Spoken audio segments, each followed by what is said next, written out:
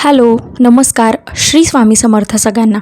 स्वामी समर्थ सेवा मार्ग आपल्या या यूट्यूब चॅनलमध्ये सगळ्यांचं खूप खूप स्वागत आहे. उद्या आहे सर्व पितृ अमावस्या. पितृपक्षात 15वडा जो पितृपक्ष आपला येतो त्याचा शेवटचा दिवस म्हणजे सर्व पितृ अमावस्या आणि त्याच्यानंतर आपल्या नवरात्रोत्सवाच्या 9 दिवसाला प्रारंभ होणार आहे. तर अमावस्येला काही आपण कामं आवर्जून करत असतो. घरातल्या स्त्रीनी ही कामं जर केली तर घरातली कटकटी, भांडणं मिटतात.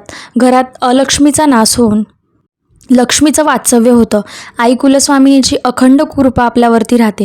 अगदी साधी क्षुल्लक अशी कामं आहेत. प्रत्येकजण पितृपक्षात सुद्धा ही कामं करत असतं त्यांचा श्राद्धविधी झाल्यानंतर.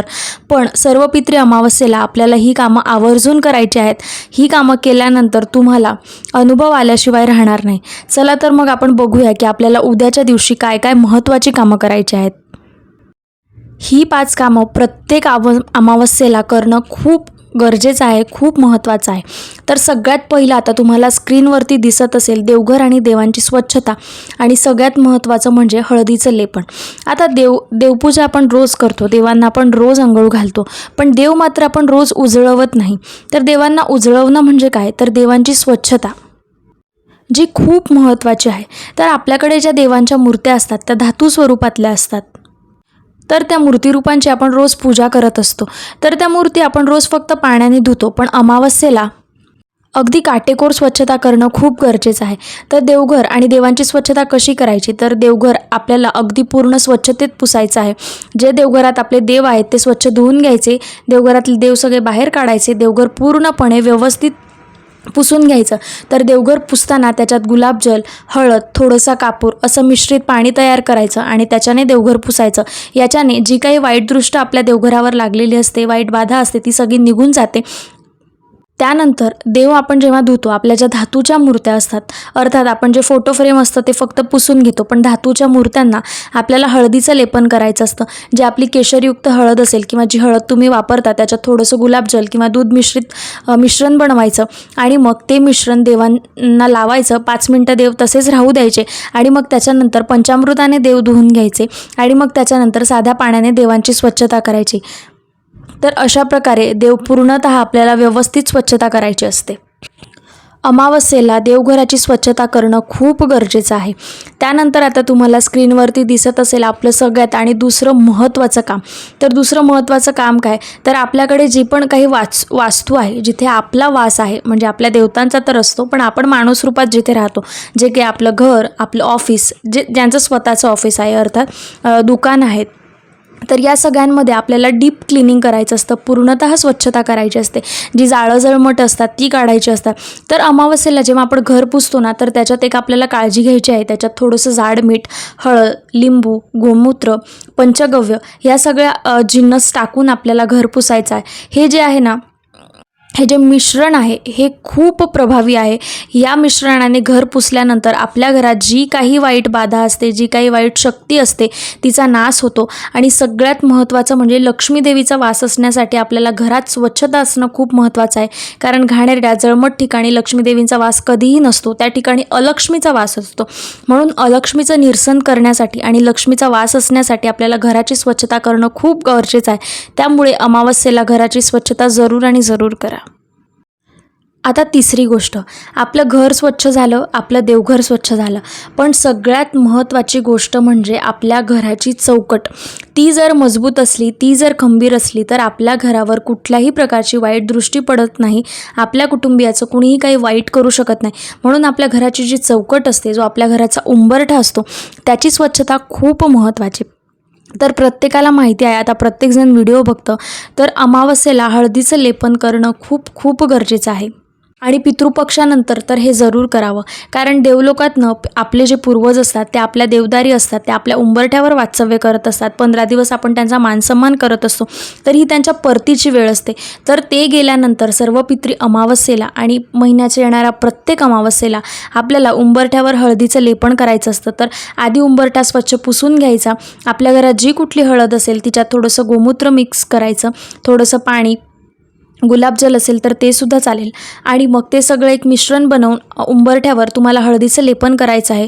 आणि उंबरठ्यावर हळदीचं लेपन केल्यानंतर तुम्ही उंबरठ्यावर एक कापुराची वडी नक्की जाळावी. याच्याने जी काही वाईट शक्ती, वाईट नजर आपल्या घरावरती असते ती दूर होते आणि आपल्या घरातल्या ज्या भांडण कटकटी असतात ना, त्या कमी व्हायला खूप मदत होते. त्याच्यामुळे ही गोष्टसुद्धा आवर्जून करा. आता चौथी गोष्ट ही एक फक्त क्रिया नाही आहे, तर सगळ्यात महत्त्वाचा तोडगा आहे. हा दर अमावस्येला जरूर करावा. आता प्रत्येकाच्या घरात जर शांतता असतेच, पण काही लोकांच्या घरात काही कुटुंबीय असतात ज्यांच्यात मतभेद होतात, काहींच्या घरात कटकटी, भांडणं होतात किंवा कुणाची तरी वाईट दृष्टी लागते आणि त्याच्यामुळे आपल्या घरात जे आहे ना ते नकारात्मकता तयार व्हायला सुरुवात होते.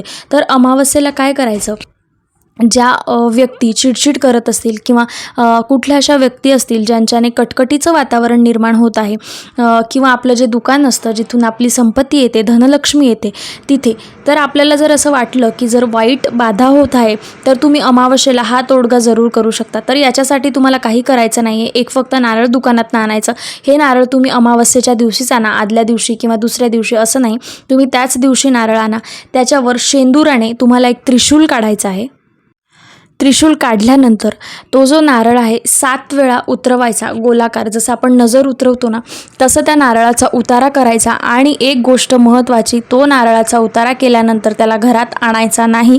त्याला बाहेरच कुठल्याही वाहत्या पाण्यात विसर्जन करायचं किंवा तुम्ही निर्वालात टाकू शकता, पण घरात आणायचं नाही. आणि जर तुम्ही कुठल्या व्यक्तीवरून उतारा करत असाल, हा तोडगा प्रत्येकावरती चालेल. माणूस असो, कुठलीही निर्जीव वस्तू असो, तुमचं दुकान असो, काही असो, जर तुम्हाला उतारा करायचा आहे, जर तुम्ही घरातल्या व्यक्तींवर उतारा करायचा आहे तर त्यांना दरवाजाजवळ बसवायचं, दरवाजाच्या थोडं आतमध्ये बसवायचं. गोलाकार पद्धतीने जसं आपण आरतीचं ताट फिरवतो ना, भाऊबीजेला वगैरे ओवाळतो, तसंच नारळ 7 वेळा उतरवायचं आणि सरळ घराच्या बाहेर टाकून द्यायचं. तसंच तुम्ही दुकानांवर सुद्धा करू शकता. आणि घरावर जेव्हा आपण उतारा करतो तर कसं करायचं, किंवा दुकानावर, तर दुकानाचं जे आपलं शटर असतं, म्हणजे दुकानाचा जो मुख्य भाग असतो, प्रमुख भाग, किंवा घराची जी आपली चौकट असते, म्हणजे जो आपला दरवाजाचा भाग असतो, तर त्याच्यावरून आपल्याला हा 7 वेळा उतारा करायचा आहे. अगदी सोपा उपाय आहे, पण हा उपाय जर तुम्ही केला तर 100% फरक पडणार म्हणजे पडणार. तुम्ही हा उपाय करून बघा. तुम्ही मला कमेंटमध्ये नक्की सांगाल की ताई, आमच्या घरात जी वाईट बाधा होती, ज्या कटकटी होत्या, त्या कमी झालेल्या आहेत, नाहीशा झालेल्या आहेत. इतका प्रभावशाली हा तोडगा आहे. आणि हा तोडगा फक्त अमावस्येलाच करता येतो. तर ज्यांना कुणाला वाटतंय, ज्यांना करावासा वाटतोय, त्यांनी हा तोडगा उद्या जरूर करावा.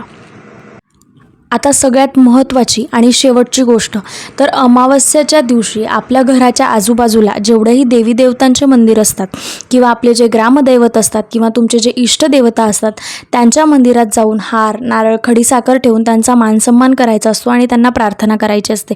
तर ही गोष्ट म्हणजे काय, जर तुमच्या इथे काळभैरवांचं मंदिर असेल तर तुम्ही ही गोष्ट जरूर आणि जरूर करावी. जरी काळभैरवांचं मंदिर नसेल तर तुमच्या घराच्या आजूबाजूला जी कुठली मंदिरं असतील त्यांचा तुम्हाला मानसन्मान करायचा आहे. काही करायचं नाही आहे, मंदिरात जायचं, फक्त नारळ, खडी साखरेचा प्रसाद अर्पण करायचा, 2 हात जोडायचे आणि घरी यायचं. अगदी इतका सोपा उपाय आहे. पण काय होतं ना, जिथे आपली वास्तू आहे किंवा जिथे आपलं घर, दुकान असतं, तर जसं आपलं घरात असतो तर वरिष्ठ व्यक्ती जे असतात ते आपली काळजी घेत असतात. जसं आईवडील मुलांची काळजी घेत असतात, जसं आपलं महाराज आपल्या खंबीरपणे आपल्या पाठीशी उभे असतात, तसंच जे आपले ग्रामदैवत असतात ना, ते आपल्या वास्तूची काळजी घेत असतात, आपल्या आजूबाजूच्या परिसराची काळजी घेत असतात.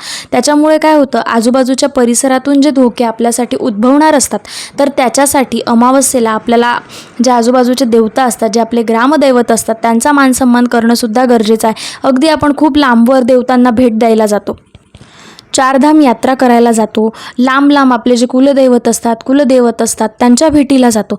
पण काय होतं ना, ज्या छोट्याशा गोष्टी असतात त्या मात्र आपण विसरतो. ज्यांच्या आजूबाजूला, म्हणजे आपल्या घराच्या आजूबाजूला जे आपले मुख्य दैवत असतात त्यांचा आपण कधीही मानसन्मान करत नाही. अगदी आपण रस्त्यावरनं 4 वेळा जातो, मंदिरात डोकावतो, पण मंदिरासमोर हात जोडायचं मात्र विसरून जातो. तर ही जी गोष्ट आहे ना, ती अमावस्येला करणं खूप महत्त्वाचं आहे. तुम्ही तीर्थयात्रेला जा, 4 धामची यात्रा करा, पण त्याचबरोबर जर तुम्ही आजूबाजूच्या देवतांचा सुद्धा मानसन्मान केला तर ती यात्रा तुमची फलित जाईल. जुन्या काळात एक म्हण आहे, घर सोडून आपण दार पुजायला जातो, तर तसंच हे आहे. तर सगळ्यात आधी जे आपल्या आजूबाजूची जी मंदिरं आहेत त्यांचा मानसन्मान करणं खूप गरजेचं आहे. याच्यासाठी घराच्या कुलस्त्रीनेच जावं असं काही नाही. घरातला कुठलाही व्यक्ती नारळ, खडी साखरेचा प्रसाद घेऊन मंदिरात जाऊ शकतो आणि आपल्या कुटुंबासाठी प्रार्थना करू शकतो. तर हे जी 5 छोटीशी कामं आहेत ती प्रत्येकाने या अमावस्येला जरूर करावी. आणि परवापासून आपला नवरात्रोत्सव सुरू होत आहे.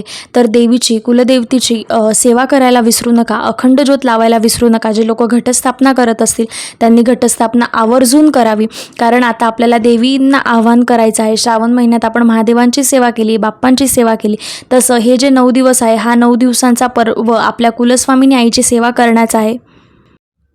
आपल्या चॅनलवरती सेवेचे व्हिडिओ येतील. नवरात्रात कुठल्या दिवशी कुठली सेवा करायची हे सुद्धा आपल्या चॅनलवर येईल. तर आपल्या चॅनलला लाईक, शेअर आणि सबस्क्राईब करायला विसरू नका. आजच्या व्हिडिओमध्ये जर तुम्हाला काही शंका असेल तर तुम्ही कमेंट करून विचारू शकता.